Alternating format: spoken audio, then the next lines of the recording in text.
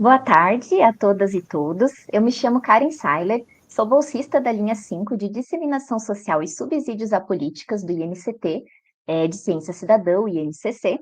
E, primeiramente, eu gostaria de agradecer em nome do INCC e da sua instituição executora, que é o Instituto Brasileiro de Informação em Ciência e Tecnologia, o IBICT, a todas as pessoas presentes nessa transmissão e também aquelas que contribuíram para a sua realização. Hoje nós vamos acompanhar o segundo webinário do ciclo Diálogos em Ciência Cidadã, que é promovido pelo INCC em parceria com a Rede Brasileira de Ciência Cidadã e com o apoio do CNPq e da CAPES. E para discutir esse tema, da edição, que serão os desafios jurídico-normativos dos dados em ciência cidadã, nós teremos os seguintes convidados que eu vou apresentar para vocês agora. O Lucas Chiru, que também será o mediador da sessão, ele é pesquisador de pós-doutorado no Instituto Nacional de Ciência Cidadã, diretor executivo e pesquisador do Instituto Brasileiro de Direitos Autorais, professor na PUC-Rio, pesquisador, advogado e consultor jurídico em direitos autorais. Nós teremos Vinícius de Araújo Oliveira, que atualmente é coordenador-geral de monitoramento, avaliação e inteligência analítica da Secretaria de Atenção Primária à Saúde do Ministério da Saúde. Ele também é médico e mestre em saúde pública pela Universidade Federal de Minas Gerais, pesquisador do Centro de Integração de Dados e Conhecimentos para a Saúde da Fiocruz Bahia, em epidemiologia em saúde digital. E, por fim, nós teremos o Alan Rocha de Souza, que é professor e pesquisador de Direitos Autorais e Culturais no Programa de Pós-Graduação em Políticas Públicas, Estratégia e Desenvolvimento da UFRJ. Também de Direito Civil e Propriedade Intelectual do curso de Direito da UFRJ, de Direitos Autorais na especialização em TI da PUC do Rio de Janeiro, e também ele é diretor científico e presidente do Instituto Brasileiro de Direitos Autorais, além de ser consultor jurídico de direitos autorais da Fiocruz e de outras instituições. E, por fim, ele também é advogado.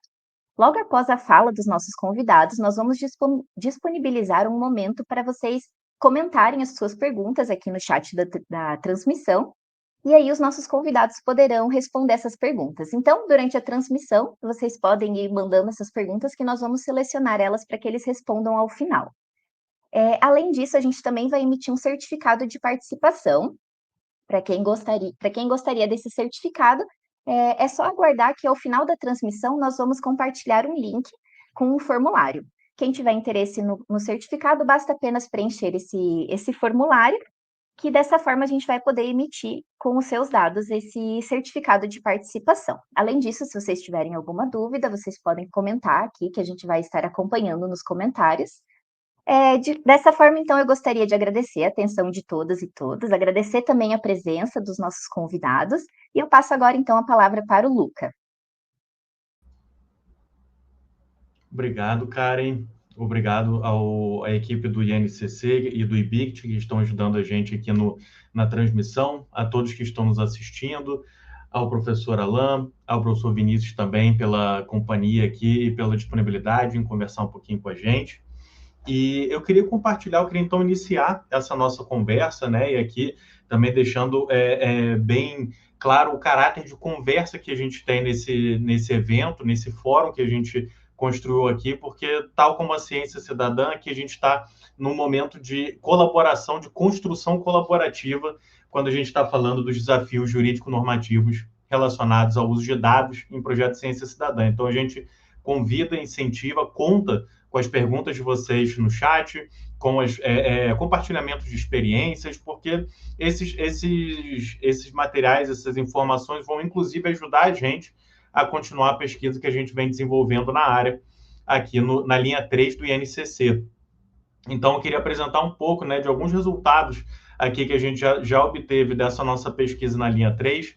É um mapeamento, não só um mapeamento regulatório, para a gente identificar alguns dos principais textos legais, seja em âmbito nacional, regional, internacional, que podem impactar aqui no uso de dados em projeto de ciência cidadã, mas também um mapeamento da literatura especializada para a gente entender quais são os desafios legais que vêm sendo ressaltados na literatura e também a gente entender o que não está sendo discutido na literatura e que poderia estar sendo discutido.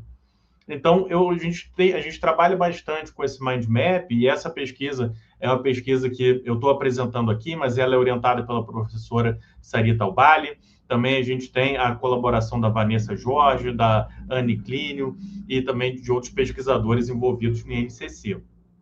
Então, eu queria começar compartilhando um pouquinho aqui sobre alguns dos aspectos legais, aqui como tendo em vista o tema da nossa conversa, a gente queria concentrar um pouco essa apresentação dos resultados nos desafios legais, nos desafios jurídico-normativos que a gente identificou, por exemplo, na literatura especializada em ciência cidadã.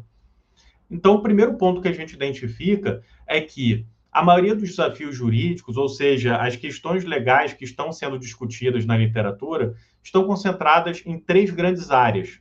A gente fala muito, a gente vê muita publicação, muitas publicações, né, trazendo questionamentos sobre o uso de dados pessoais, o processamento, né, o tratamento de dados pessoais. A gente vê também uma discussão muito grande dentro da propriedade intelectual, especificamente dentro dos direitos autorais, que é onde a gente debate questões como autoria, titularidade, até mesmo onde a gente debate uma questão de propriedade, né, daquilo que pode ser coletado, que pode ser utilizado no contexto de um projeto de ciência cidadã. Mas a gente também vê outros direitos que não direitos de caráter mais individual, como é o caso da propriedade intelectual, da proteção de dados, direitos coletivos, né, que também impactam ali, que devem ser considerados no momento da coleta, do uso de dados nos projetos de ciência cidadã. Então, essas são as três grandes áreas, e quando a gente fala de proteção de dados pessoais, a gente fala um pouco também de direitos de imagem, né? Então, quando a gente tem ali a captura, por exemplo, de um vídeo, a captura, por exemplo, de sons que podem ter ali a identificação, a imagem de uma pessoa, a voz de uma pessoa. Então, quando a gente fala de proteção de dados pessoais, a gente também fala um pouco de direitos de personalidade, né? Direitos de imagem, uso de imagem e voz. E a gente vê que as preocupações nessa área, quando a gente fala de proteção de dados pessoais, a maior parte dos artigos eles estão ressaltando a importância, por exemplo, do consentimento. Então, a gente vê que as discussões, até mesmo pela forma em que o tema ele é regulado, seja no Brasil como no exterior, na nossa regulação, ela é uma regulação bastante principiológica, no sentido que ela traz os princípios que vão nortear o tratamento de dados pessoais, e a gente percebe isso também aparece na literatura. A gente vê que as bases legais e os princípios são os elementos centrais ali identificados na literatura. A base central mais citada, sem dúvidas, é o consentimento, no sentido da importância, né, para determinadas situações se obter o consentimento quando do uso de dados pessoais, a questão da anonimização, principalmente quando a gente usa esses dados em grande escala para fins de pesquisa, e também uma preocupação ali no que diz respeito à documentação. E aí que a gente também começa a falar um pouco dos princípios que são inerentes ali ao tratamento de dados pessoais. Quando a gente fala da documentação, é da importância, né, o que é ressaltado na literatura, é a importância da gente ter uma documentação clara, explicando, por exemplo, qual é a finalidade do tratamento de dados pessoais, para qual finalidade que eles vão ser tratados, o que vai ser feito com esses dados pessoais, por exemplo, após a sua coleta, após o seu tratamento, após o projeto, e também que haja transparência nesse sentido. Então, princípios que a gente tem, inclusive, na LGPD, a gente consegue vislumbrar na literatura, não só nacional, mas também internacional, até mesmo pelo fato que a nossa LGPD foi muito influenciada pela GDPR da União Europeia. Então, um dos pontos centrais que a gente identifica na literatura é essa preocupação com a transparência, o que vai ser feito com os dados, a finalidade, né? Então, que está relacionado ali com a finalidade e adequação do tratamento de dados, que esses dados, que o tratamento faça sentido de acordo com a finalidade que é pretendida e que isso seja comunicado para aquele indivíduo cujos dados eventualmente foram utilizados. Então, a gente percebe essa preocupação está mais concentrada nos princípios e nas bases legais, quando a gente trata da proteção de dados pessoais, e um resultado também que a gente identificou é que a gente, num primeiro momento, a gente está focando na literatura especializada em ciência cidadã. E a gente identifica que no Brasil essa literatura ela ainda está um pouco tímida quando a gente está falando de aspectos legais, quando a gente está falando dos aspectos jurídicos relacionados à ciência cidadã. Muitos dos artigos, muitos dos trabalhos que a gente encontrou são trabalhos internacionais. Então, a gente percebe isso foi um achado não só para a proteção de dados pessoais, mas um achado em geral. A gente vê que a nossa literatura está mais avançada quando a gente fala, por exemplo, dos aspectos legais em ciência aberta, de maneira geral, ou aspectos, ou quando a gente fala de direitos autorais, ou especificamente proteção de dados pessoais, aí sim a gente tem uma literatura bem robusta. Mas quando a gente fala de aspectos ou desafios legais na ciência cidadã, a maior parte da literatura identificada é a literatura estrangeira. E aí, passando para o próximo ponto, a gente tem os questionamentos acerca da propriedade intelectual. E esses são muito concentrados na área dos direitos autorais. E a gente até consegue dividir em em duas grandes frentes, né? A primeira delas é a principal. A primeira delas é a principal, é referente à autoria ou titularidade daqueles materiais, daqueles dados que são utilizados ou são até mesmo coletados ou criados no escopo de um projeto de ciência cidadã. Então, a gente vê que aqueles que colaboram com o projeto de ciência cidadã, o cientista cidadão, ele muitas vezes pode coletar dados, pode criar dados que são de interesse, são protegidos pelos direitos autorais. Quando a gente fala de fotografias, quando a gente fala de vídeos, a gente está falando de materiais que podem ser protegidos por direitos autorais. E os direitos autorais, como eles são direitos exclusivos, né, na sua essência, isso daria um controle para o autor, para o seu titular, no que diz respeito ao uso, reprodução, disseminação daqueles dados. Por isso que é importante, e isso também é bastante citado na literatura, que a gente tenha licenças para viabilizar o reuso, né, o reuso, a adaptação desses dados para a continuidade do projeto, para, por exemplo, a gente trabalhar com colaborações, com cooperações, em parceria com outras instituições. Então, a gente vê essa preocupação com essa questão mais proprietária sobre quem é o dono daqueles dados, o que aquela pessoa pode fazer e quais são as estruturas, quais são as ferramentas que a gente pode utilizar para garantir que a gente tenha ali um compartilhamento necessário para o andamento dessa pesquisa, do andamento desse projeto em ciência cidadã. Para além disso, a gente vê outras questões, como, por exemplo, os desafios no que diz respeito à atribuição. Ou seja, a gente vê que quando a gente fala de ciência cidadã, a gente está falando da colaboração ali de uma série de indivíduos que estão produzindo recursos, materiais que são protegidos por direitos autorais e materiais que não são protegidos por direitos autorais. Então, existem determinadas contribuições que são feitas no escopo de um projeto que elas não são passíveis de proteção autoral. Então, não existiria uma obrigação legal de você citar aquela pessoa que colaborou com aquele projeto. Mas é, inclusive, um tema debatido na literatura aonde termina a colaboração e começa a coautoria, nesse caso. Então, esse é um dos pontos também que é discutido dentro da literatura, e também outros pontos no que diz respeito a essa atribuição. A gente vê que em alguns projetos é relatado que aquele que está contribuindo, por mais que ele tenha contribuído de maneira criativa com algo que poderia ter proteção pelos direitos autorais, ele opta por se manter anônimo. Então, isso a gente vê que também é algo que interessa aos direitos autorais, né? Quanto às licenças, como a gente comentou, elas são inclusive uma ferramenta para a gente garantir que os usos necessários podem ser conduzidos com segurança jurídica, e a gente vê também uma preocupação, e isso acho que também é da ciência aberta como um todo, relacionada à compatibilidade dessas licenças. Até mesmo dentro de uma estrutura de licenças como Creative Commons ou das licenças software livre, né, GNU GPL, por exemplo, a gente vê incompatibilidade a depender das licenças que são escolhidas. Então, isso também aparece como um fator ali de preocupação. E, em termos de oportunidades para um aprofundamento da pesquisa, a gente entende que, por exemplo, o papel das limitações aos direitos autorais, desses usos livres, né, que eles são usos livres porque eles estariam ali, de certa forma, materializando um direito, uma garantia fundamental, a gente vê que eles não são muito citados na literatura.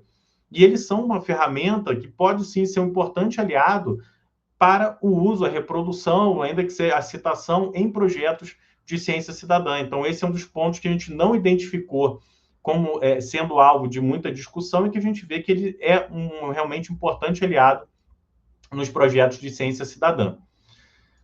A gente vê que os direitos autorais, eles figuram, eles têm um protagonismo ali no que diz respeito à propriedade intelectual dentro da literatura especializada, mas também eventualmente, a gente identifica que as patentes também são objeto de preocupação, mas as preocupações são bem semelhantes, preocupações quanto o que aquela pessoa pode fazer com o direito de propriedade que ela tem, a questão da a adoção de ferramentas, como é o caso das licenças, mas aqui tem um complicador, entre aspas, que seria o fato que as licenças Creative Commons, elas são aplicáveis aos direitos autorais e não às patentes. Então, também tem essa discussão se existiria uma estrutura de licenças que já prontas, por assim dizer, e que poderia ser adotada no escopo desses projetos.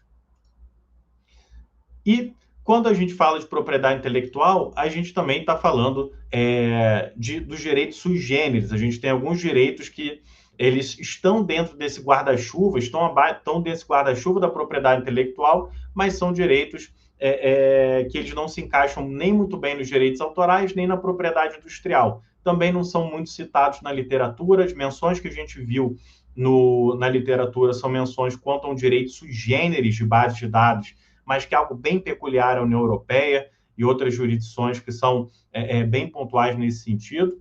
Então, a gente vê que o foco ele recai muito ali sobre os direitos autorais, e quando a propriedade intelectual é tratada de maneira genérica, de maneira mais ampla, a gente vê que as preocupações são as mesmas: a transparência nas licenças, licenças bem estruturadas, a propriedade dos resultados e as consequências disso, e também algo que é inerente à pesquisa, né? O que a gente faz, então, quando a gente tem uma colaboração, uma pesquisa ou um projeto de ciência cidadã que envolve pessoas de diversas jurisdições, porque propriedade intelectual, como ela é regulada nacionalmente, a gente pode estar numa situação em que a regulação ela vai ser diferente em um determinado país para o outro, no que diz respeito a que usos podem ser feitos, o que é protegido e por aí vai.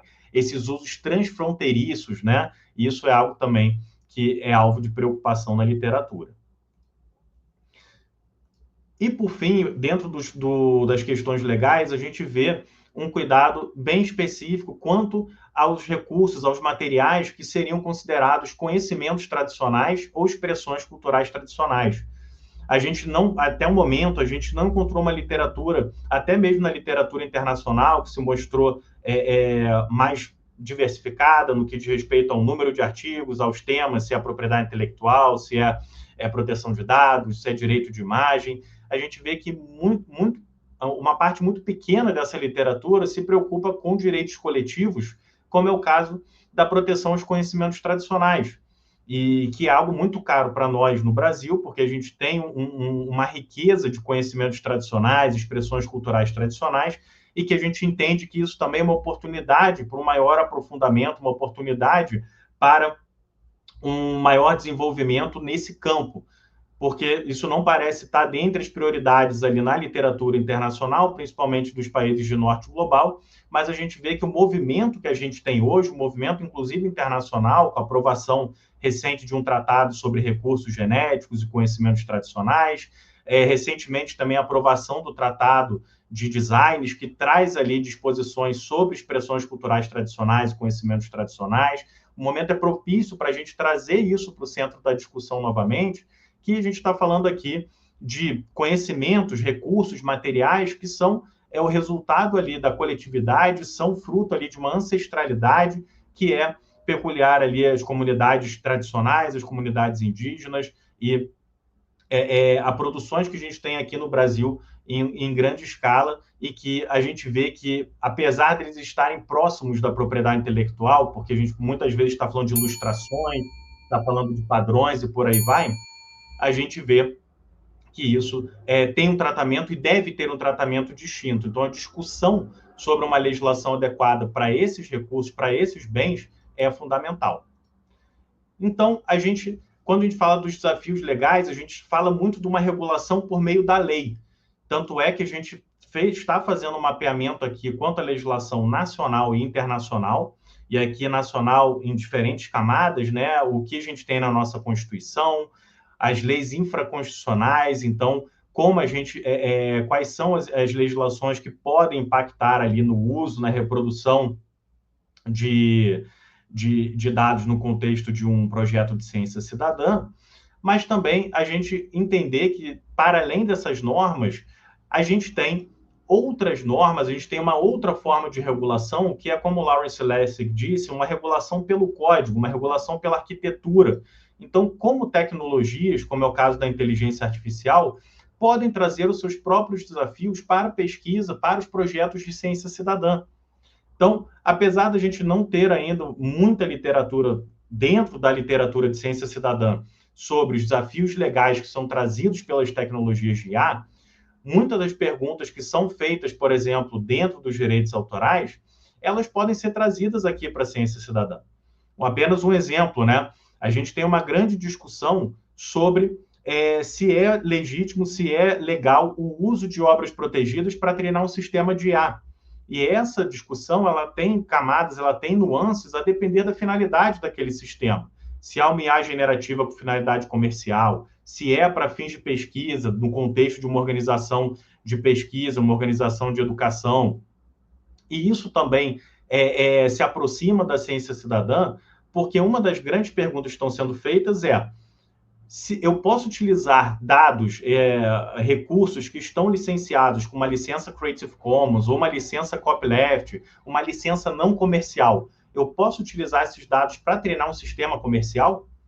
E a gente sabendo que muitos dos dados e recursos que estão na ciência cidadã e na ciência aberta de forma como um todo seguem esse padrão das licenças Creative Commons, é uma pergunta muito válida. Aquilo que a gente produz dentro de um projeto de ciência cidadã pode ser utilizado para, eventualmente, treinar um sistema de IA com finalidade comercial? Alguém teria que ser remunerado por isso? Como se daria esse uso, né? Em quais situações? Isso porque muitas bases de projetos de ciência cidadã são bases que estão disponíveis de maneira livre. E, por fim, para concluir já a apresentação, também o papel de outras tecnologias e infraestruturas, né, como é o caso das plataformas, o caso dos repositórios, que trazem também questões adicionais. A gente vê hoje uma discussão muito grande sobre a plataformização da educação e da pesquisa e como isso poderia afetar, por exemplo, a autonomia institucional, a liberdade acadêmica e de pesquisa, por exemplo, das instituições. Então, são questões válidas também para a gente trazer para a discussão dentro da ciência cidadã, até mesmo porque podem impactar no uso, coleta e na disseminação dos dados que são aqui utilizados.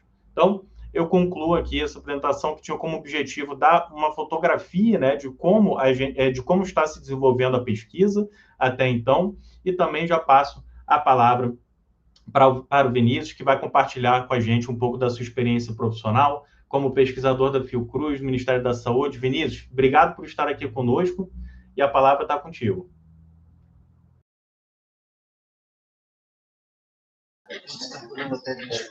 Boa tarde, pessoal. Me ouvem bem?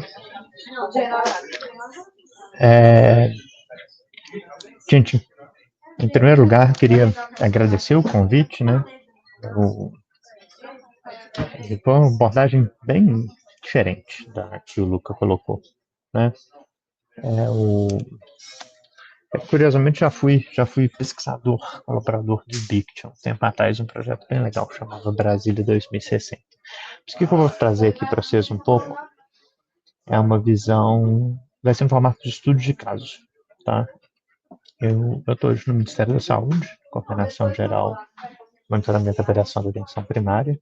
Eu vou falar com vocês de pesquisas que eu desenvolvi, projetos de pesquisa nos quais eu tive envolvido na Fiocruz nos últimos 4 anos, e que dialogam um pouco com essa questão da ciência cidadã. Tá? O primeiro caso é o seguinte, e é bem interessante porque a gente não trabalha com a premissa do consentimento. Esse é um negócio bem legal. A gente trabalha com a premissa do consentimento quando o dado é coletado primariamente para pesquisa. Mas eu vou falar só de casos em que o dado é um dado registrado oficialmente em sistema de saúde, que ele foi utilizado dentro de um processo de pesquisa na sua finalidade de apoiar o aprimoramento da saúde pública. Tá? Então, primeiro é o seguinte, Ai, gente, minha mão fez, a câmera fez. Primeiro, lembrar um pouco de onde que vem os dados que a gente trabalha. A gente trabalha com dados secundários na área da saúde. Isso aqui é um dado da Pesquisa Nacional de Saúde, é uma pesquisa amostral que o IBGE faz a cada 5 anos mais ou menos, a próxima vai ser ano que vem. Esse gráfico nunca muda, né? Assim, metade da população brasileira refere que o serviço de saúde que ela procura quando ela tem algum problema é a unidade básica de saúde. Às vezes a gente que mora em cidades maiores ou que somos as pessoas que são tem menos vulnerabilidade socioeconômica, às vezes acho que as pessoas vão em plano de saúde, ou vão em farmácia, ou vão em policlínica, ou vão em pronto-socorro, mas isso não é verdade. O ponto de atenção mais importante são os postos de saúde.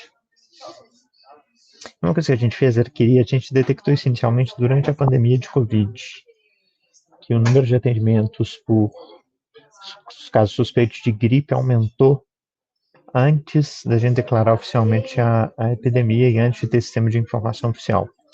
O que a gente fez no final de 2022, a gente coletou os motivos de atendimentos que estavam registrados no sistema de informação de atenção básica, 1 bilhão de atendimentos entre 2018 e 2021. E a gente minerou 161 códigos, que tem os motivos desse atendimento, que podem ser sinais, sintomas, síndromes. Os dados são divulgados como dados abertos pelo Ministério da Saúde, com o total de motivos de atendimento por município por mês. A gente encontrou um monte de código relacionado de motivo de atendimento. Menos 30% deles estavam nos códigos de motivo de atendimento. O que a gente encontrou é que esse slide ficou muito pequeno, mas é só esse aforismo da medicina, que assim, o que é comum é comuníssimo, o que é raro é raríssimo. Então, dos 161 códigos, 32 tinham a ver com gripe, covid ou infecção de via aérea superior, e os 8 mais frequentes correspondem a mais de 80% dos motivos de atendimento. Então é isso, a gente tem que fazer um modelo de agrupamento, né? A gente pegou 6 códigos relacionados à gripe, 5 relacionados à Covid, lembrando que o código emergencial de Covid ele foi estabelecido só no meio de 2021 em Brasil, e vários outros de infecção aviária superior, que era o sintoma inicial. E aqui a gente é um exemplo, tipo assim, de como que esses dados estão abertos, depois eu posso até mostrar como que a gente acessa, mas como que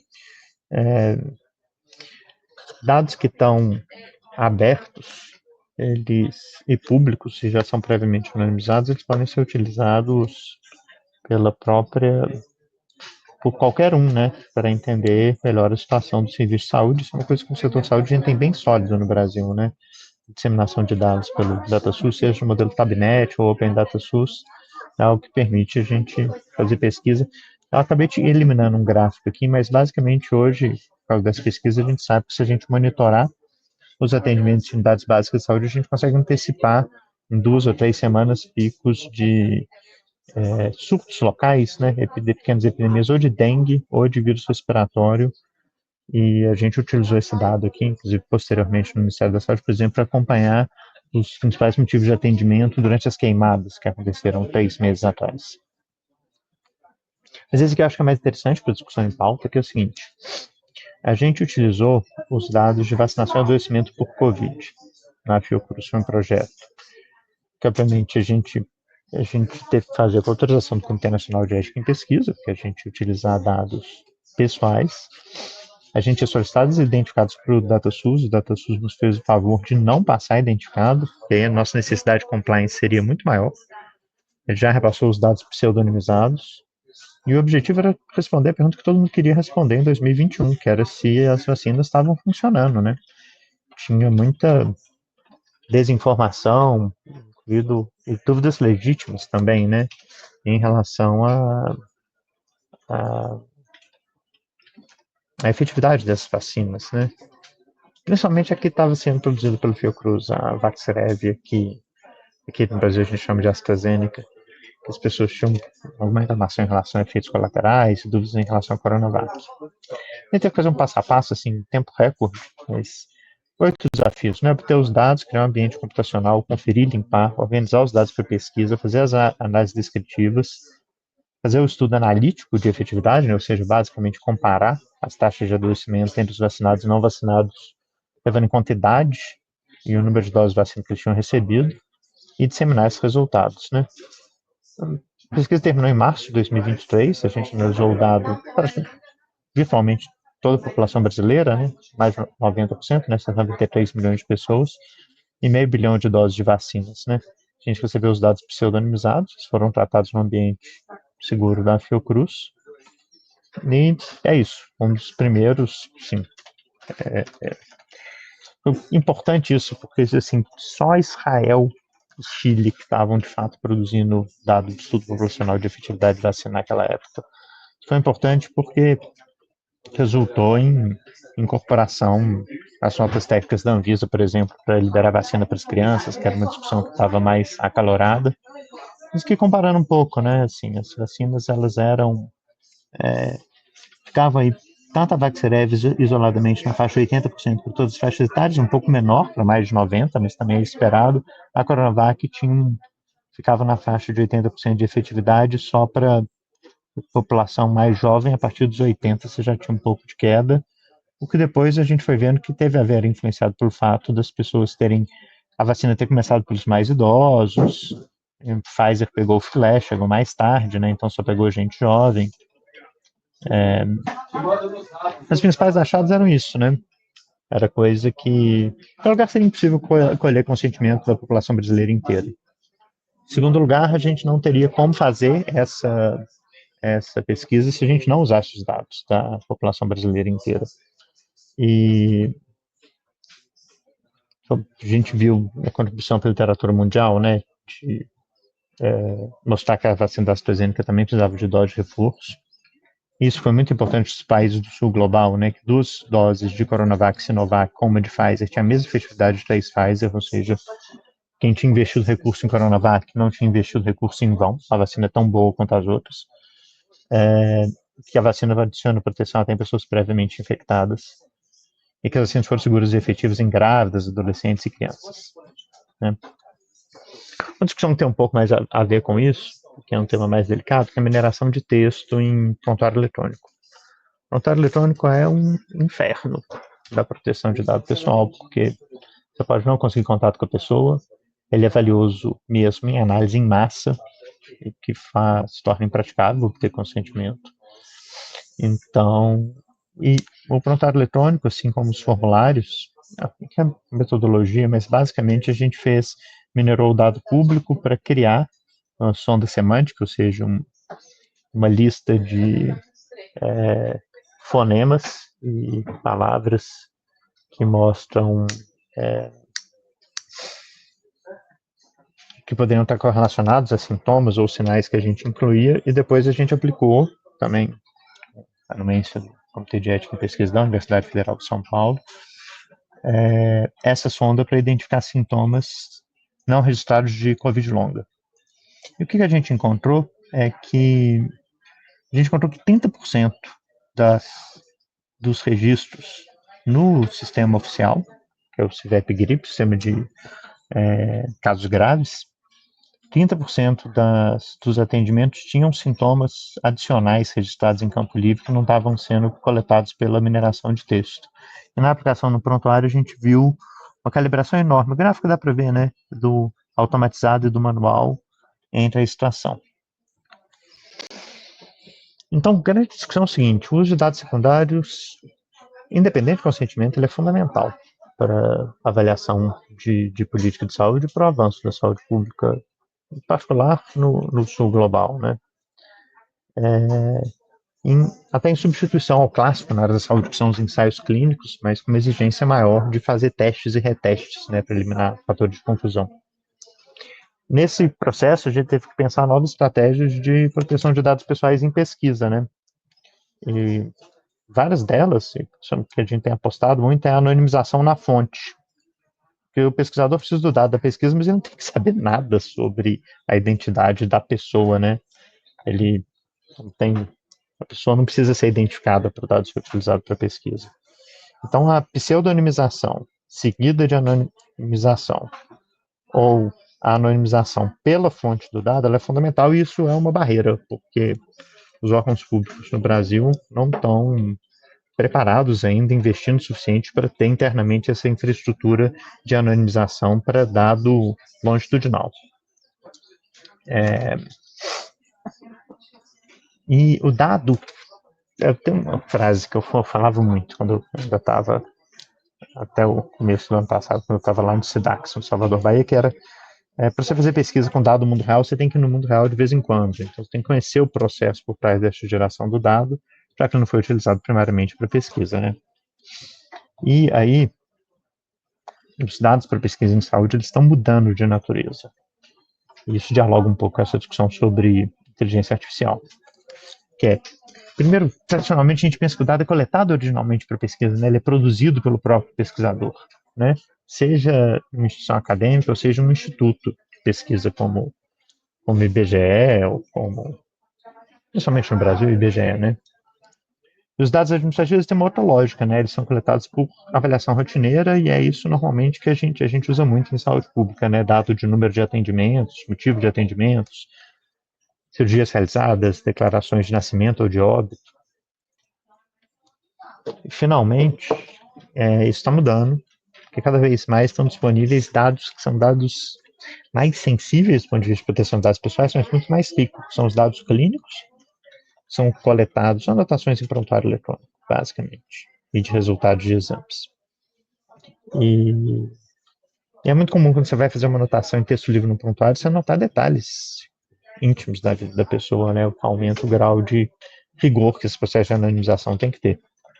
E cada vez mais estão disponíveis novos dados, e é muito interessante como é que as startups têm utilizado esses dados assim, à revelia de muita fiscalização, né? Que são os dados de atividades natodigitais, né? Teleconsultas, telediagnósticos, telecirurgia, atendimento por chat, dados coletados sobre dispositivos vestíveis, engolíveis e implantáveis. Mas o caso que eu acho que tem mais a ver com a discussão toda de ciência cidadã é isso aqui. A gente ganhou um prêmio do Massachusetts Institute of Technology em 2002, porque uma das coisas que a gente fez foi, isso aqui é muito, a gente fez muito pensando nos gringos, mas isso aqui é bom mostrar no Brasil também. Gente, os pontinhos em verde são onde a gente tem prontuário eletrônico já implantado em posto de saúde. É um negócio espetacular. Mais de 80% das UBS já enviam dado online para o Ministério da Saúde assim, no dia seguinte. E o que a gente fez? A gente foi visitar as unidades, que a gente queria conversar com as pessoas. A gente queria saber esse dado que eles estavam entrando no prontuário eletrônico, que sentido que tinha para eles. Que informação que eles esperavam ter de volta do que eles colocaram no prontuário. Então a gente foi lá conversar com o pessoal no Ouro Preto, Esmeraldas, no interior da Bahia. E uma das coisas mais legais é isso, tipo assim, as planilhas que os médicos e enfermeiros faziam para acompanhar as grávidas, as anotações que os SS faziam no próprio caderninho para fazer o acompanhamento. Então, elas eram esse instrumento de diálogo, né? De como que a gente poderia desenvolver uma solução tecnológica de dar esse feedback, essa devolutiva do dado coletado administrativamente, basicamente para enviar para o Ministério, mas que no final das contas ele continha a lista, né? De quem que eram as grávidas que têm que ser visitadas daqui a um mês, quem que são os hipertensos que perderam uma consulta. Então, esses dados, essa construção coletiva, né, junto com os profissionais, foi valiosíssimo para a gente entender o que de fato a nossa ciência precisava produzir para ser útil para o sistema único de saúde. E aí é isso, muita discussão, desenho, rabisca, pensa em como deveria ser a experiência do usuário e volta a campo para mostrar se o resultado da pesquisa de fato atende as pessoas para a qual ela foi destinada, né? Então, a gente está nesse esforço muito grande nas instituições públicas brasileiras, assim, eu posso falar pela Fiocruz, de entender como que a gente pode fazer essa co-construção do conhecimento e superando essas barreiras em relação a essa estratégia de coleta em massa de dados e uso sem supervisão ética ou não justificado, né? Então, a gente tem aquela metáfora, né, de às vezes eu fico vendo o que os países desenvolvidos fazem em relação a isso, de uso de dados para pesquisa. Eu tenho a impressão que eles estão chutando a escada, né? Que eles estão querendo impor normas assim sobre que impediriam os outros países, os outros povos de percorrerem os caminhos de aprendizado que eles mesmos percorreram. E agora a gente vai ter que escolher os nossos. Nós vamos ter que trilhar os nossos caminhos para entender como que a gente vai conseguir utilizar conhecimentos e informações produzidas aí no cotidiano para apoiar o desenvolvimento no meu caso em particular, né, da ciência e da saúde pública no país. Muito obrigado. Era isso aqui, as minhas provocações para a discussão. Eu vou aproveitar e já passar para o Alan Rocha de Souza, que é um parceiro antigo aí, professor da Federal Rural do Rio de Janeiro, do Instituto Brasileiro de Direitos Autorais. Está contigo, Alan. Vinícius, um prazer te ouvir. Já viu que eu vou sair com muitas perguntas, depois vou te perturbar ali no Zap. Depois da palestra do Luca e do Vinícius, mudei bastante o que eu ia falar. Já que fiquei assim por último, vou tentar fazer uma síntese e, obviamente, não vou trazer resposta nenhuma, né? Porque o pesquisador não vai trazer resposta, vai trazer mais dúvidas e mais perguntas. Ainda mais no mundo nessa área que a gente está conversando agora, que é a ciência cidadã, que está em construção, em permanente construção e, na verdade, no início da sua construção. Né? E buscando quebrar barreiras, principalmente paradigmáticas de comportamento, de forma de agir, de forma de olhar, de forma de fazer, de forma de ver, e assim por diante. Então, eu vou começar com um pouquinho do que o Luca falou, dessa questão da propriedade, como um elemento central, que sempre vem à mente quando a gente fala de qualquer coisa nova. Essa vontade de ter, vontade de dizer que algo é meu, vontade de possuir e ter algo como meu, defini-lo como meu, só meu, uma exclusividade. Isso a gente faz com relação ao objeto, coisas, mas também com relação a situações, locais, até pessoas em alguns casos. Não é verdade? Então, essa questão que o direito coloca ou apresenta como uma questão proprietária, de propriedade, é um paradigma, é uma forma de pensar, é uma maneira de olhar, construída, obviamente, no século XVIII, instituído no século XIX, e que poluiu ou permeou, vou dizer assim, permeou todo esse desenvolvimento, toda a discussão das novas formas, dos novos tipos de bens que foram surgindo ao longo da história. Obviamente, a base, a discussão de propriedade mesmo, e que, na verdade, acabou não sendo superada de verdade, ela foi construída a partir da ideia de uma riqueza, do século XVIII, principalmente do século XVIII até o século XVIII, da terra, de ter o controle sobre a terra, e daí as produções e assim por diante. Esse controle da terra, não podemos esquecer que a terra, ou outros bens imóveis, ou até outros bens móveis, isso tudo do século XVIII, XIX, eles são bens rivais. O que quer dizer isso? São bens que, se alguma vez que eu use, ele diminui um pouco seu valor, a sua utilidade, a sua longevidade. Pensa no seguinte: eu usei essa caneta, simplesmente, rapidamente, depois eu devolvi, passei adiante, ela tem um pouco menos de tinta, então ela tem um pouco menos de duração, um pouco menos de utilidade. Esses são bens rivais. Se eu estou escrevendo com ela, você não pode estar escrevendo com a mesma caneta. Eles são bens rivais. Isso está na base de todo o direito de propriedade. E está na base da forma de pensar sobre todo e qualquer novo objeto em que haja discussão sobre a quem pertence, de quem é. Tá? E essa discussão sempre vem. Claro, nessa mudança para a propriedade intelectual, e aí falando de direitos autorais, patente, blá, blá, blá, houve uma transposição, uma adequação, que eu diria ainda inacabada, incompleta, que não só imperfeita, mas bastante distante do aprofundamento necessário para enfrentar esse novo tipo de situação. Com algumas, obviamente, algumas variações, alguns distanciamentos da propriedade original, como a sua não perpetuidade, como a projeção de um interesse coletivo já desde o início e assim por diante. Bom, passado toda essa fase, passado o século XX, no auge da propriedade intelectual, de direitos autorais e assim por diante, nós entramos num outro universo, quer dizer, numa outra riqueza. né, que é o que a gente chama da riqueza dos dados, e aí não são, na verdade, dos dados, são dos dados em conjunto e a sua aplicação, e a gente já vai chegar nisso. E aí, isso nos remete nessa discussão sobre de quem esse vai ser protegido por direitos autorais, por dados pessoais, por segredos de negócio, segredos industriais, como que fica esse grande, essa nova fonte de riqueza, né? Onde que ela se enquadra. E, obviamente, pela naturalização da ideia de propriedade, a gente tenta projetar isso que não cabe nesse objeto para tentar entender esse novo objeto, enquanto que o melhor caminho seria uma ruptura. E aí, desse ponto de propriedade, é muito importante que a gente supere a ideia da propriedade individual privada como o melhor ou único instrumento de gestão da riqueza, passe a pensá-la como propriedade, porque, na verdade, os seus contornos, quer dizer, o seu alcance, seus limites, o poder do titular e assim por diante, varia de acordo com o seu objeto, seja propriedade imobiliária rural, a urbana, aos bens de produção, aos bens de consumo, a propriedade intelectual e por aí vai, a propriedade sobre empresas e por aí vai. São todos objetos diferentes, mas também sujeitos à apropriação. Então é muito melhor a gente falar de propriedades, não de propriedade, que é mais adequado, né? E o direito ainda não de verdade superou isso, a economia e outras áreas já. Além disso, quando a gente pensa em propriedade, o que de verdade a gente está falando?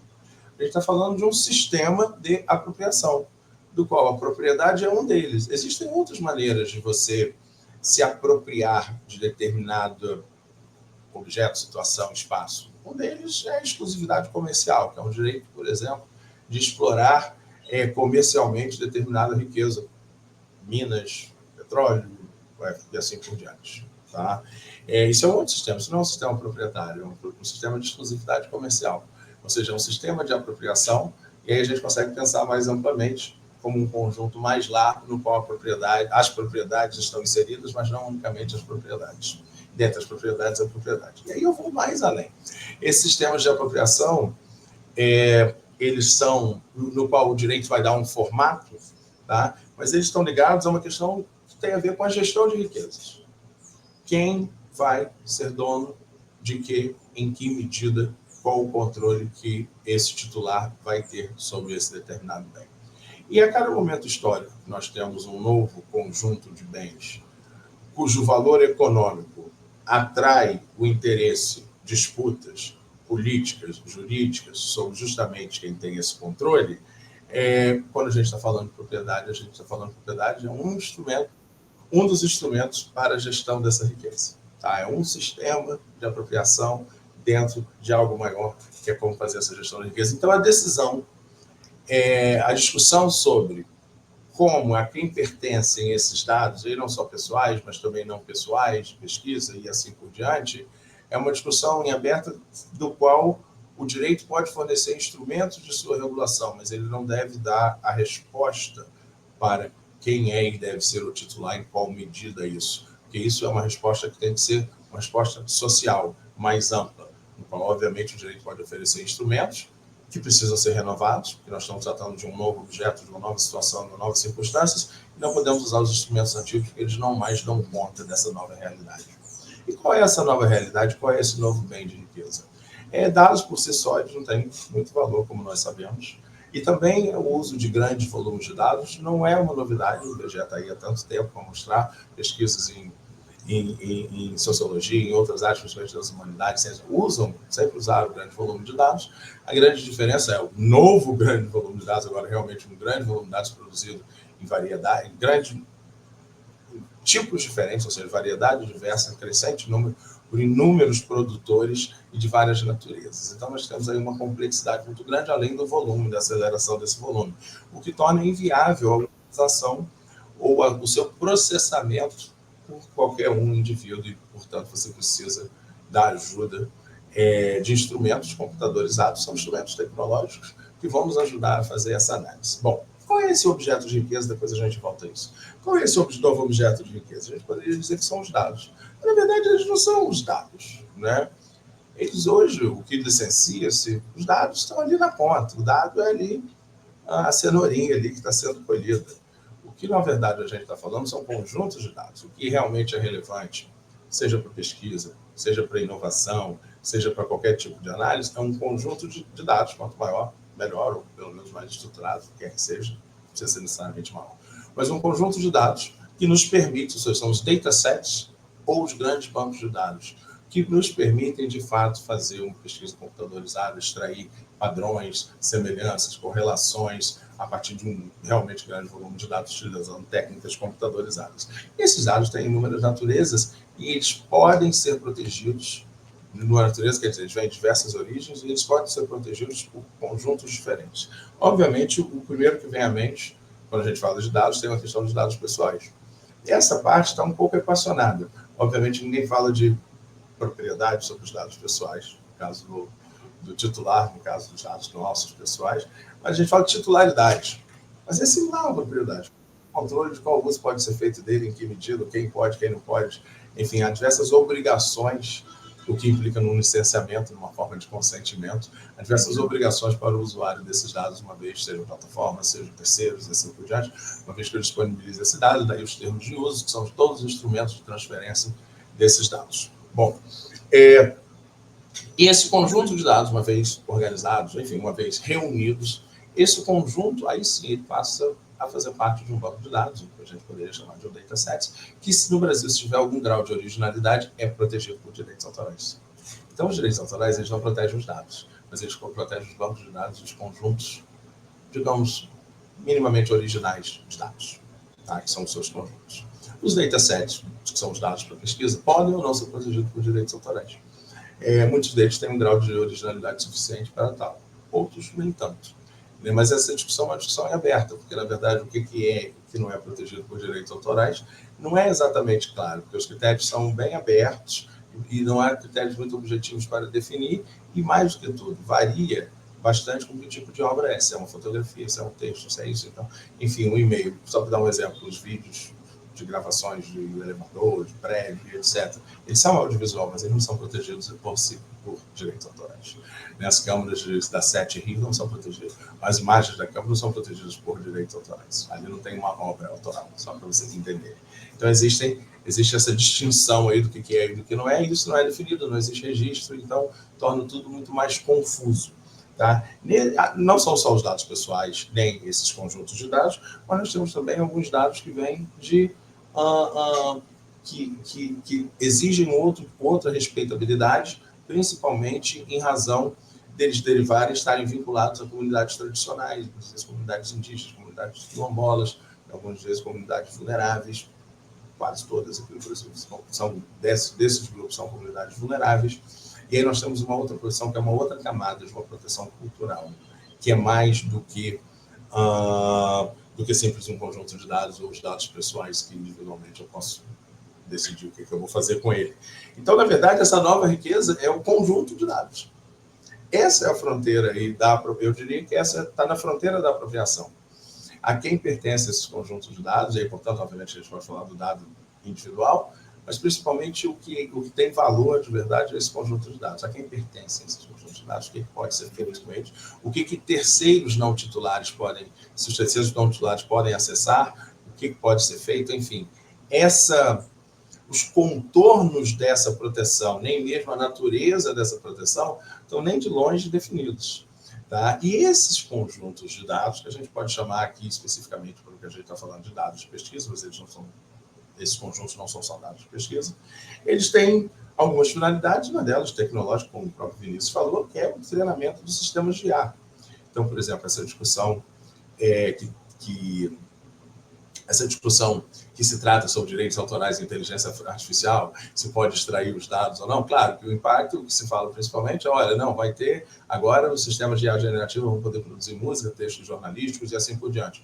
Mas o que está querendo se discutir, na verdade, é a quem pertencem os dados e informações sobre determinada obra, que inclui, pode ser metadados, qualquer que seja a sua forma, a sintaxe, enfim, o número de palavras que foi usado, a combinação de palavras e assim por diante. Bom, isso não é e não pode ser protegido por direitos autorais ou propriedade intelectual, porque o acordo principal, que é o acordo TRIPS, que, enfim, é o anexo 4 da OMC, ele versa especificamente a proteção por direitos autorais, ou propriedade intelectual em geral, dos dados e informações. Tá? Principalmente os direitos autorais. Então, os dados e informações sobre obras não são especificamente protegidos por direitos autorais, e a princípio nem são. No entanto, A discussão que se tem hoje é se o uso desses dados para o treinamento de sistemas de inteligência artificial precisa de autorização, remuneração, opt-out. Essas são as questões que estão sendo debatidas, mas a questão, no fundo, é qual é o sistema de apropriação que está sendo e vai ser construído e implantado com relação ao uso de dados, no caso específico, para o treinamento de sistemas de IA. Isso resvala em uma outra questão muito importante para a ciência aberta, que é o impacto nisso na pesquisa. E aí eu vou ressaltar um elemento importante. Ainda que os bancos de dados sejam protegidos por direitos autorais, eles são protegidos por direitos autorais desde que originais, faz-se necessário a gente ter uma limitação, assim como a gente precisa de uma biblioteca para preservação, para citação, para acesso das pessoas com deficiência, é fundamental que a gente tenha uma que permita a pesquisa e que permita o uso de uma técnica de pesquisa que agora está absorvida pela discussão de inteligência artificial, mas que ela não está nem vinculada à inteligência artificial e ela é anterior, inclusive, a essa discussão do Big Data, que é a mineração de textos e dados, que a ciência da informação já faz há bastante tempo, né? E outras ciências também fazem isso há bastante tempo. Né? Talvez não com grandes volumes, tão computadorizados, por conta dos próprios sistemas que não existiam então. Então, a mineração de textos e dados, a possibilidade de quem vai poder fazer mineração de textos e dados com relação ao que condições, é o ponto-chave, um dos pontos chaves da discussão de IA e propriedade intelectual. E isso impacta, apesar disso ter a ver com a propriedade e com a inteligência artificial, isso é que está na manchete, isso que está em pauta, na verdade, ele impacta muito diretamente, mais diretamente, a pesquisa. Até então, nós sempre foi possível ser feito, sem grandes problemas. Agora, há um debate, e aí eu convido todos os pesquisadores para engajarem nesse debate, porque o que está em jogo no debate, também no debate sobre inteligência artificial e direitos autorais, é o direito a pesquisar. É o direito à pesquisa. O direito à pesquisa no seguinte sentido: o direito de utilizar técnicas computadorizadas de mineração de textos e dados para fazer análises, correlações e assim por diante, para fins de pesquisa, seja pesquisas públicas, como ser fins educativos, enfim. Esses contornos do que vai ser possível e o que não vai ser possível está hoje em pauta, não só no Brasil, mas no mundo. É o centro da regulação entre direitos autorais e inteligência artificial. O resto, que é a remuneração, opt-out e assim por diante, são consequências disso. Então, eu chamo a atenção a vocês de como, na verdade, é uma discussão sobre o sistema de apropriação, acaba por impactar, apesar de estar na manchete IA, ele impacta muito diretamente o direito à pesquisa e o nosso direito de utilizar essa técnica para fins de pesquisa. Está para além dos dados pessoais e das questões das comunidades tradicionais que também precisam ser consideradas. Bom, dito isso, eventos da direitos autorais podem ser protegidos, blá, blá, blá. Para encerrar, porque eu já tenho aí nos últimos minutos, falando muito especificamente sobre ciência cidadã, eu gostaria só, aí eu vou fazer só algumas remissões. A Fiocruz tem um trabalho muito bem desenvolvido nisso, eu fui muito orgulhoso de participar da equipe que desenvolve esse trabalho lá, que partiu de uma política de acesso aberto e hoje tem uma política de ciência aberta, e em toda essa política nós desenvolvemos termos jurídicos, que são termos de cessão, de transferência de datasets, e possibilidade de disponibilização para o uso e condicionamento de seu uso. Então, a partir de uma regulação interna, nós avançamos nessa discussão, a Fiocruz está na frente dessa discussão, por um aprofundamento de uma discussão interna, considerando a ideia de ciência aberta, e eu espero que muito mais breve a ciência cidadã. E com relação à ciência cidadã, eu fiquei muito feliz por duas coisas, realmente para encerrar, e eu acho muito fundamental, que é um conceito que eu, na verdade, tenho aprendido recentemente, a partir do contato mesmo do contato, da admiração que eu tenho pela Sarita e acompanhando, mas eu não tinha muito entendido, mais recentemente eu passei a entender claramente, eu passei a entender a partir de um aspecto que é o Wiki-Aves, que é de observação de pássaros e contribuições. E eu digo isso porque eu virei, na pandemia, um observador de pássaros, então eu contribuo, não como cientista jurídico de políticas públicas e jurídicas, mas como um cidadão. Contribuo para essa ciência, que é o mapeamento dos pássaros, onde eles aparecem, quando eles aparecem, assim por diante, com fotografias, etc., inclusive com fotografias que são protegidas por direitos autorais. Então, veja só, quando a gente fala de ciência cidadão, é importante pensar nesse conjunto de estruturas necessárias para torná-la possível, para que essas imagens, textos, comunicação, dados e assim por diante, que desejarmos, estejam organizados e disponibilizados num lugar para que, sim, eles possam ser utilizados e aplicados, porque também só ter um conjunto de dados não tem menor efeito. É que nem eu posso ser autor de uma obra, ela não vai me dar retorno nenhum se ela ficar guardada na minha gaveta. Não dá retorno nem pessoal, nem social, nem econômico, se ela ficar guardada na minha gaveta. Então, sentar em cima dos dados também não é uma solução que vai avançar nem nada, ou eles vão ficar desnecessários, vazios, né? E aí, aproveitando que a Diados já está bastante desenvolvida, e aproveitando para dar uma ideia, recentemente teve uma discussão sobre direitos autorais e receitas culinárias, né? Do qual não é possível existir atualmente na estrutura dos direitos autorais, nem deveria. E se a gente observa, apesar de não ter o nome de ciência cidadã, muitas das coisas que estão, pratos, inovações, contribuições, variações culturais daqueles pratos, elas não estão organizadas em nenhum espaço especificamente, mas a gente vê inúmeras iniciativas em que há uma contribuição sobre quais são, por exemplo, os alimentos efetivamente comidos pelos brasileiros, como eles são feitos, como eles são processados, quais são os sabores que eles podem ter e assim por diante. Então, eu termino dizendo que mesmo, claro, os dados, a discussão sobre os datasets e os dados, o sistema de apropriação e gestão dessa riqueza, como isso vai ser feito, está aberto, está em discussão. Nós temos que nos precaver, ter cuidados, porque na medida que a IA tomou conta do debate, isso está ofuscando uma coisa muito mais importante, que é o uso dessas técnicas, o uso desses dados para fins de pesquisa, para realmente o avanço tecnológico, para o benefício e a inclusão social e assim por diante. Isso está sendo um pouco escondido e é importante defendermos esse direito à pesquisa e esse direito de continuar fazendo mineração de textos e dados e as estruturas necessárias para criarmos um repositório de dados ou para avançarmos na ciência aberta, também implica em estruturar uma política ou uma ideia conceitual, como a Fiocruz fez, e os instrumentos jurídicos que vão te dar segurança para avançar nessa ciência aberta. Eu sei que o meu tempo já chegou ao fim, antes que eu seja cortado o microfone, eu encerro por aqui, estou disponível aí para as perguntas.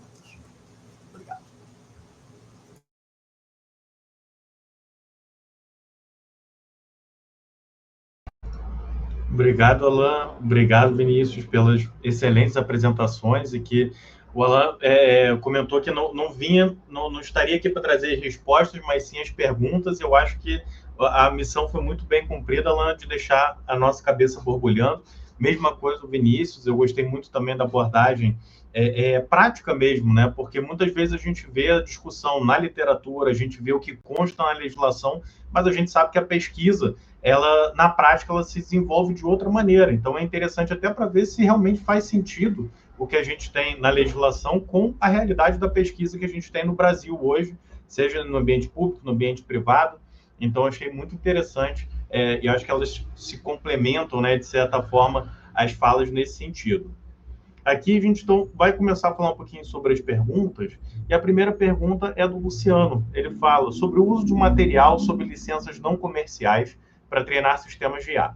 O equivalente orgânico seria usar esses mesmos materiais para treinar uma equipe de consultores? Salvo engano, tem até um desdobramento dessa pergunta, que o Luciano ele comenta: os consultores frequentemente citam suas fontes, as IAs não. Então, antes eu contribuiria também um pouquinho para essa resposta, mas antes eu queria ver se o Alan ou se o Vinícius querem falar alguma coisa sobre essa pergunta. Bom, Luca, eu acho que essa pergunta é sua, mas... Perfeito, era só para eu não... até por uma questão de não capturar a pergunta só porque eu estou com a fala agora, eu queria abrir para vocês primeiro, mas eu tenho interesse. Não, eu vou só comentar um aspecto fundamental disso, que boa parte da pesquisa em saúde a gente não trabalha em mineração em cima de fontes protegidas por direito autoral, né? A gente trabalha com outro tipo de material. Mas você sabe o que é o mais louco? É que um modelo de IA que não conta em que hospital que foi treinado, se foi treinado em posto de saúde, que tipo de população era a população que estava sendo atendida, é um modelo de IA que ele não vai ser válido. Então, você treinar um modelo de IA na área de saúde só nos Estados Unidos, ele não vai funcionar bem no Brasil. Não são as mesmas formas de apresentar sintomas, queixas, não são os mesmos fatores de risco, nem a língua é a mesma. Então, assim, tudo bem que na área de saúde a gente é bem mais rigoroso com várias coisas, mas assim, é meio inadmissível na área da saúde se admitir um sistema treinado por IA que não tem as fontes bem documentadas. Tá? Agora, não é a discussão de direito autoral, é uma outra, mas que tem a ver com isso, tipo assim, de quão representativo é da população mundial, ou da nossa população, algo treinado por IA no exterior. Não tem garantia nenhuma para isso, a não ser que sejam assim, parâmetros biológicos muito universais, que tem alguns, né? Mas não vai falar de sinal, de sintoma, de coisa que é influenciada por raça, cor, etnia, credo e hábito de vida, não vai prestar, não. Câmbio. Perfeito, Vinícius. Obrigado pela colocação. Se eu puder também contribuir um pouco para essa pergunta do Luciano, seria no sentido que não necessariamente, apesar desses paralelos eles serem muito comuns na discussão sobre treinamento de IA, né, no sentido, não seria um processo parecido que a gente teria, por exemplo, com o ser humano, né, essa leitura, esse aprendizado e tudo mais. Apesar da gente ter essas analogias, esses paralelos, é importante também a gente destacar que o uso que é feito das obras para treinar um sistema de IA é um uso que ele é muitas vezes chamado de um uso não expressivo. Quando a gente compra um livro, a gente abaixa um artigo e a gente vai ler esse artigo, a gente está, de certa forma, consumindo aquele conteúdo expressivo, a gente está aprendendo com ele. Um sistema de inteligência artificial, ele não consome uma obra da mesma forma que a gente consome. Seria um uso não expressivo, ele pega aquela base de dados, extrai padrões dali, não necessariamente consumindo da mesma forma que a gente o faz. E, inclusive, então, a gente também tem essa questão do aprendizado. Eu também não sou, mesmo como pesquisador, eu não sou obrigado a citar todos os artigos com quem eu aprendi, mas sim os artigos que eu efetivamente utilizei naquela pesquisa. E quando a gente traz esse conhecimento, essa analogia para um sistema de IA, é complicado, porque a transparência, nesse caso, é uma transparência do que foi utilizado por um sistema de IA no seu treinamento, e ainda assim, numa escala de bases de dados, né, muito difícil a gente ter a possibilidade de listar obra por obra o que foi utilizado, e a gente não consegue, eventualmente, quando a gente gera uma imagem, gera um texto, não tem, pelo menos do que a gente viu em entrevistas e falando com o pessoal da técnica, a gente não tem como relacionar aquele determinado resultado a o artigo XYZ que estava na base de dados. Então, não tem, até mesmo a questão da citação, ela é complicada, a questão da referência é complicada. Então, a gente pode utilizar essa analogia, às vezes, para comentar que seria uma questão de aprendizado, que a gente não estaria reproduzindo nada efetivamente que está na base de dados, mas, ao mesmo tempo, a gente tem que reconhecer que, nessa analogia, o procedimento, inclusive os usos para fins dos direitos autorais, eles são um pouco distintos. Deixa eu só completar aí um pouquinho, antes da questão da Sarita. Existe, Vinícius, sim, uma questão de direitos autorais, vou dar 2 exemplos. Muito do acompanhamento, por exemplo, de pandemias e etc., se dá a partir de pesquisas científicas anteriores que são publicadas. Então, a lot of the TDM, né, que é a mineração de textos de dados, também se dá a partir daí. Esse aí é protegido por direitos autorais, isso é um problemão. Pode ser um problemão na medida que, por exemplo, determinada Springer decide, olha só, eu vou licenciar para você a um preço, mas não vou licenciar para você. Entendeu? Então, esse é só um exemplo. E um outro exemplo, por exemplo, o uso de fotografias, que tem toda uma discussão se são protegidas ou não são protegidas, que seja de radiologia ou de qualquer que seja, também tem ali essa interface. Então, tem vários vídeos e assim por diante, todos eles têm uma interface aí com os direitos autorais, que eu gostaria até que não tivesse, tá? Eu concordo com você. Mas eles têm. Então, não é o caso de prontuários, por exemplo. Mas os prontuários numa base de dados, a base de dados passa a ter. Então, enfim, existe aí umas questões aí que eu gostaria muito de poder fugir dele, mas infelizmente não vai ser dessa maneira. Posso replicar? Posso comentar, Alan? Na verdade, cara, do problema que a gente tem na área da saúde, mas assim, aí não é só na área da saúde também, arte, segurança pública também, são direitos personalísticos de imagem, né? E isso, sim, olha, na verdade, para o TDM, eu acho que ele é o de menos, mas isso é uma outra discussão, senão a gente... O quê? Não.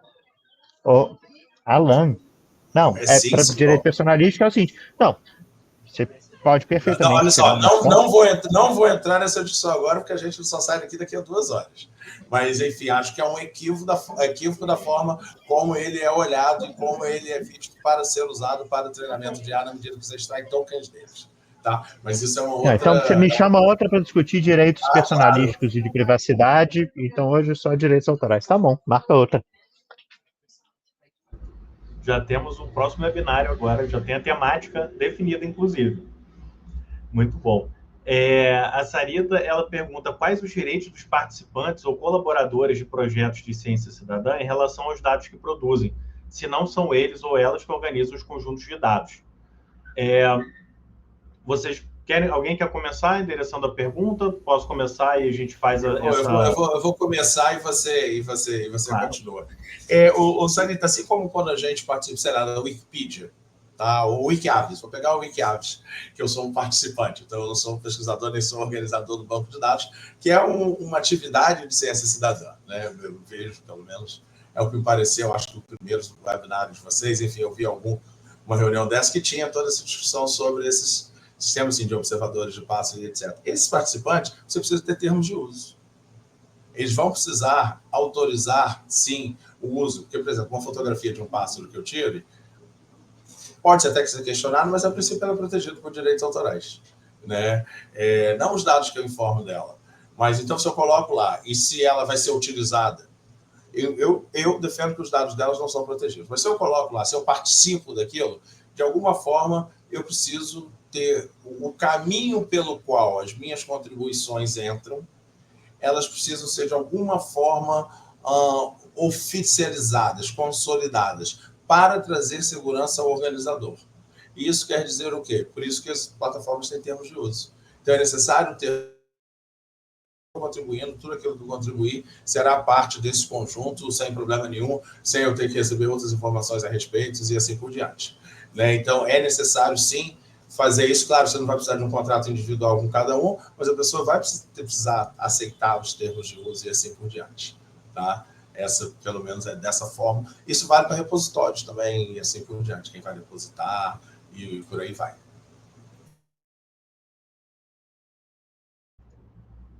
Vinícius, você tem alguma coisa para contribuir nesse ponto específico?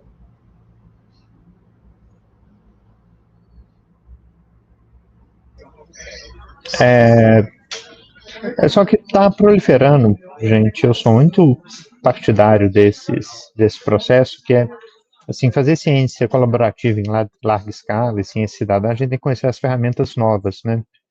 E isso quer quebrar um pouco esse sistema fechado da revisão entre pares de revistas estrangeiras e internacionais, entendeu? Essas plataformas, igual o Open Science Framework, que é dos Estados Unidos, e o Zenodo, que é do CERN, né, europeia, em que as pessoas podem publicar seus próprios preprints, disponibilizar seus próprios bancos de dados, gera um ambiente muito favorável para depois que organizar o banco de dados, compilar, mas dá o crédito de autoria para todo mundo que participou da produção de dados originais, né? Então, esse método de fazer ciência por versionamento de código e versionamento de texto, ele é muito mais adequado para essa nova dinâmica de fazer ciência colaborativa em larga escala. Câmbio. Perfeito, obrigado, Vinícius, Alan. Eu não tenho muito pouco a contribuir depois das contribuições do Alan e do Vinícius, mas eu acho que é interessante a gente olhar para essas situações também e perceber que existem algumas camadas, né? Então, geralmente, quem produz o dado pode, e aí por dado a gente falando de uma maneira bem ampla, né? Um dado pode ser uma fotografia, pode ser um vídeo, um som que é capturado. A pessoa que produz o dado, ela pode vir a ter os direitos exclusivos sobre aquele dado, e depois a pessoa que eventualmente organiza uma base de dados, como ela falou, se tiver originalidade, também teria um direito referente àquela base de dados pela originalidade da forma como foi selecionada, organizada ou disponibilizada. Então, a gente também tem essas camadas, e uma coisa também, o Vinícius comentou, né, da questão de como lidar com a autoria nesses casos, e um grande desafio que a gente tem é que a nossa lei, ela falha muito em reconhecer essas formas de autoria, essas formas de criação que são colaborativas.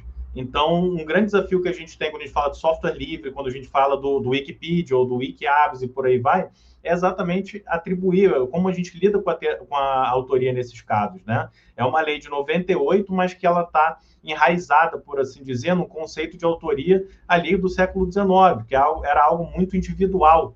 Então, essas criações e formas de criar e de pesquisar e colaborar, elas realmente trazem esse grande ponto de interrogação, né? E essa importância da gente rever a lei de direitos autorais, que está, de certa forma, regulando a expressão do espírito humano de acordo com as novas formas de se expressar, com as novas formas de criar. Então, acho que definitivamente é um desafio para a gente.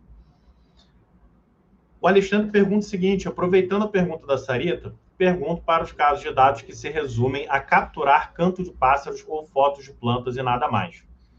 Aí, Alexandre, aqui no Brasil especificamente, né, a gente tem, quando a gente fala de fotografia, a gente não tem uma distinção para uma fotografia que ela seria uma fotografia técnica ou uma fotografia, por assim dizer, artística, né? A fotografia ela acaba sendo protegida pelos direitos autorais, então poderia levantar esse questionamento, e o canto dos pássaros, ainda que o canto em si ele não seja protegido, né, pelos direitos autorais, mas a gente teria, eventualmente, se a gente fosse falar de direitos conexos, né, a gente poderia ter ali alguma discussão no que diz respeito ao fonograma, ou seja, a gravação daquele canto de pássaros, o que pode ser problemático quando a gente pensa em pesquisa, pensa na ciência aberta, na ciência cidadã, mas inclusive, esse exemplo do canto dos pássaros, eu lembro que o Alan falou em uma das aulas, quando eu era aluno do Alan, ele comentou esse exemplo, então eu já queria passar essa bola para ele, porque é o exemplo que ele usa, inclusive, em sala de aula.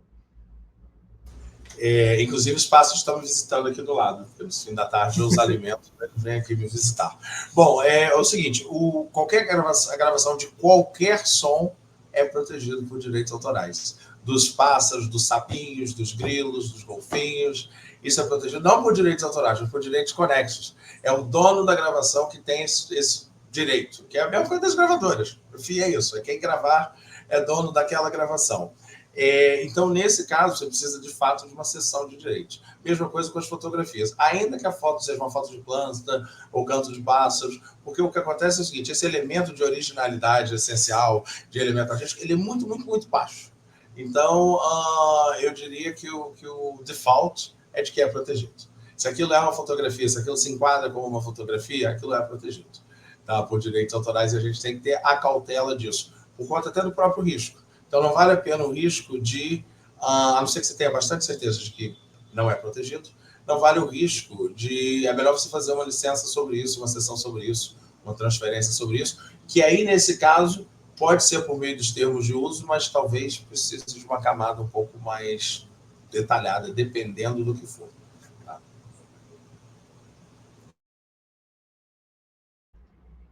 Vinícius, você compartilhou que você tem trabalhado muito com dados que estão mais para o lado dos dados pessoais, né? Não os dados que podem ter proteção pelos direitos autorais. Mas tu falou que já teve uma experiência no IBICT, tu já trabalhou com algum tipo de dado que seria esses dados que o Alexandre perguntou? Tem alguma experiência nesses casos? Para ciência, não, mas para educação e saúde, sim. Né? Trabalhava na Universidade Aberta do SUS. Mas era um sistema bem fechadinho, assim, né? A gente, como era contratação de curso online pelo governo, a gente era bem rigoroso com os rituais aí de autorização de uso de imagem e cessão de direito autoral de fotografia ou do material do curso todo. E agora é tão custoso e burocrático esse processo aqui no Brasil, né? Principalmente por obra coletiva, que assim eu duvido que o pessoal no mundo real esteja fazendo da forma como é prescrito, né? Eu acho que a gente tem esse gap mesmo da legislação, né? Do negócio ser, de fato, muito cartorial e ruim para isso, principalmente quanto a burocracia cresce exponencialmente com o número de autores, né? Isso é muito deletério para obras colaborativas em larga escala, mas tem especificamente em relação a esse ponto, não tenho o que comentar, não. Perfeito. Obrigado, Vinícius. Obrigado, Alan. E uma outra questão que foi levantada pelo Luciano diz respeito a como ampliar a prática de documentar os dados para facilitar a sua interpretação pelos futuros usuários. Luciano, se eu puder iniciar essa primeira rodada de comentários, eu acredito que, em termos, como a gente está falando de desafios jurídicos, legais, eventualmente oportunidades para a gente trazer uma mudança de lei nesse sentido, eu não sei se isso seria, se a mudança de lei seria o caminho, por exemplo, para a gente aumentar essa documentação, para a gente, de certa forma, promover essa documentação, mas sim, eu acho que é mais um movimento da própria comunidade, algo que a gente poderia ter, eventualmente, ali nos termos de uso, umas boas práticas no que diz respeito a isso, porque em termos de ampliar a prática de documentar os dados, em termos legais, a gente tem a obrigação de você documentar alguns dados, né? No sentido de, se a gente está trabalhando com obras protegidas, identificar quem é o autor e aí documentar aquela informação, mas de maneira a documentar de forma mais ampla, eu acredito que seja algo mais relacionado a uma prática da comunidade ou daquela determinada plataforma, algo mais pelos termos de uso, mas também abro aqui para o Alan, para o Vinícius, também, se eles tiverem alguma ideia, alguma experiência ali de como a gente poderia aumentar essa documentação, né?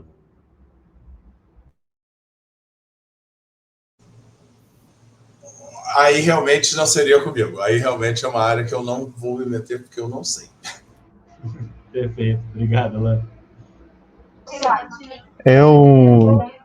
Eu vou reiterar a proposta que eu fiz antes. Eu acho que se é um dado que foi coletado de forma ética, que você tem garantia que ele pode ser utilizado, pode ser disseminado, é disseminar em repositórios abertos, entendeu? A interface, aí eu gosto mais do Zenodo, sabe por quê? Porque o Zenodo é do CERN, né, cara? Eu confio mais nele do que nos americanos que rodam o Open Science Framework, entendeu? Mas acho que esses repositórios abertos para publicação de bancos de dados e produção, eles têm um valor enorme, né? Até pelas métricas de garantir versionamento, né? Garantir DOI a cada publicação e um DOI de rastreamento é um negócio que facilita muito você fazer até a garantir a integridade, né? Integridade da pesquisa, a integridade da produção, nesse caso. Então, é melhor fazer essa documentação em parceria. É uma pena que o Brasil não tenha, né? A gente tem, esse aqui fica até um desafio aí para o IBICT. O IBICT foi pioneiro nisso, uma coisa de 15 anos atrás com o DaySpace, mas a gente tinha que pensar soluções de ciência aberta, conversionamento e geração de DOI, igual o CERN fez o Zenodo e os americanos fizeram o Open Science Framework. Perfeito. Obrigado, Vinícius. Obrigado, Alan. Essa, então, foi a última pergunta que a gente teve do chat. A gente teve um último comentário também da Sarita, agradecendo aos participantes e também comentando que o intuito é produzir materiais que venham ajudar os projetos de ciência cidadã a estabelecer os protocolos adequados. Então, a apresentação que a gente fez no início foi exatamente apenas uma parte da pesquisa que a gente tem desenvolvido nessa área dentro do INCC, mas a ideia é exatamente a gente mapear esses desafios e isso também ajudar na construção ali e na estruturação de protocolos também de dados. Então, com isso, eu queria novamente agradecer a equipe do INCC por toda a ajuda, todo o suporte aqui no webinário, a quem também esteve conosco no evento de hoje, agradecer as perguntas, a participação, e também um agradecimento especial ao Alan Rocha, ao Vinícius, pelas excelentes apresentações, pelas provocações, por também nos terem brindado aqui com esse conhecimento e com esse fórum, né, cheio de perguntas, cheio de questões que eu acho que exatamente a gente sai daqui muito enriquecido para a continuidade da pesquisa em ciência cidadã, desses aspectos legais. E aí, antes da gente finalizar, eu queria passar a palavra para vocês, caso vocês queiram fazer algum último comentário, alguma última colocação, antes da gente finalizar a transmissão. Alan, a gente começa com você, você está com a palavra para os comentários finais. Tá bom, então 2 minutos. É um perigo sobre a apropriação, só para avisar, é o que a gente tem visto e viu já há um tempo e continua crescendo. Na falta do que fazer com os dados de pesquisa, ou os dados que acompanham os artigos científicos, as editoras científicas, em geral, começaram a pedir transferência, cessão de direitos autorais para conjuntos de dados. E isso só gera mais confusão, porque isso não é o caminho. O conjunto de dados em si não são protegidos por direitos autorais. boa parte dos dados de pesquisa por si só, eles por si só não são protegidos por direitos autorais, e a gente está criando, pela prática, uma camada de proteção equiparada aos direitos autorais que vai trazer inúmeros problemas para, enfim, a pesquisa, o reuso desses dados e assim por diante. Isso é um problemão, e eu reitero, um problema mais antigo, para dizer que como é antigo o nosso problema de ciência aberta, ele vem desde lá de trás, que ainda não foi resolvido. E outro problema especificamente aí, nesse aí, desse conjunto de dados, é a própria ideia das editoras, uma iniciativa, etc., que foi abarcada inocentemente por muitos pesquisadores, que é a ideia de autoplágio, que não existe. Isso é um absurdo, uma contradição em termos, que pega contra o próprio pesquisador. Tá? Então, enfim, são 2 pontos que fica aí, jogo aí para o Luca e para o resto do INCC, mais essas questões aí da ciência aberta, aí, só trazendo essas 2 provocações futuras. Perfeito, Alan, muito obrigado. Vinícius, o papo está contigo para os últimos comentários que você quer trazer para a gente.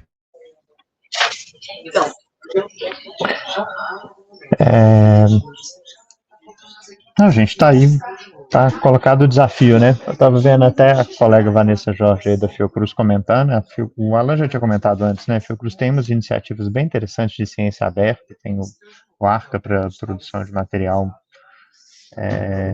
para divulgação, né, de produções, tem o Educare, especificamente material educacional, e tem o Arcadados para o conjunto de dados. É bom ter essa retaguarda institucional aqui no Brasil, é até bom, viu, Alan, porque aí se alguma revista pedir sessão do banco de dados, ele já tá cedido antes aqui no Brasil, aí eu quero ver, me obrigarem a tirar do ar da Fiocruz, entendeu? E acho que eles têm estratégia para driblar com isso. É tipo assim, bicho, você precisa publicar um artigo numa revista importante, vai ser importante para divulgação, cede o dado. Só que cede antes para outro lugar também. E beleza, aí no máximo. Aí quero ver o tamanho da briga, entendeu? Mas não irei subscrever as suas palavras, a gente fala em off no Zap. É outra coisa. Você é advogado, você não pode falar, não. Eu posso. Ah, não, tem que esconder aqui. Tá? Mas eu acho que assim, os desafios estão postos, gente. Eu acho que a gente precisa avançar em produção de mais ferramentas, ambientes e plataformas para apoiar a ciência colaborativa, porque é um sufoco, tá? Queria agradecer aí o convite do INCC, foi um prazer participar aqui da discussão, trazendo esses pontos de vista aí da nossa experiência aqui na área da saúde. Câmbio. Perfeito. Muito obrigado, Vinícius, Alan, o pessoal que está nos assistindo. E com isso a gente então finaliza, a gente encerra aqui o nosso segundo webinário e a gente se vê no próximo webinário do ciclo de webinários do Instituto Nacional de Ciência Cidadã. Obrigado, pessoal.